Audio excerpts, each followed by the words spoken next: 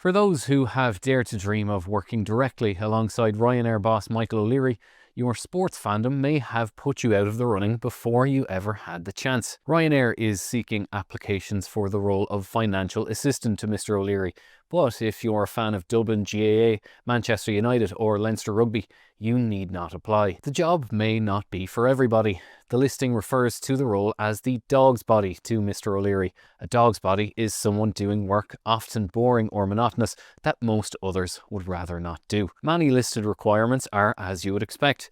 The successful applicant should be a qualified accountant, have excellent communication and negotiation skills, and bring a strong commercial acumen.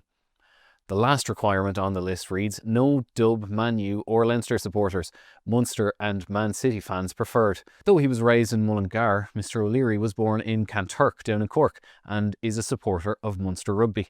His love for Man City goes back many years, but Mr. O'Leary previously turned down an opportunity to become directly involved with his boyhood club and declined the chance to buy a stake in Man City in 2003. By Mr. O'Leary's own admission, he's not entirely sure why he began shouting for the blue side of Manchester. To those who were not around for the glory days of Colin Bell and Mike Summerby, it might seem an odd choice for an Irish football fan.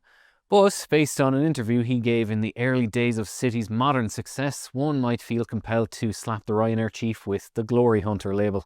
The club would go on an odyssey through the lower divisions in the decades to come, but when Mr. O'Leary came on board in 1968, the Sky Blues were league champions. Mr. O'Leary's footballing allegiances were tested in 2011 when Ryanair was approached to take over as Manchester United's front of shirt sponsors, but he opted to snub City's biggest rivals, turning the offer down.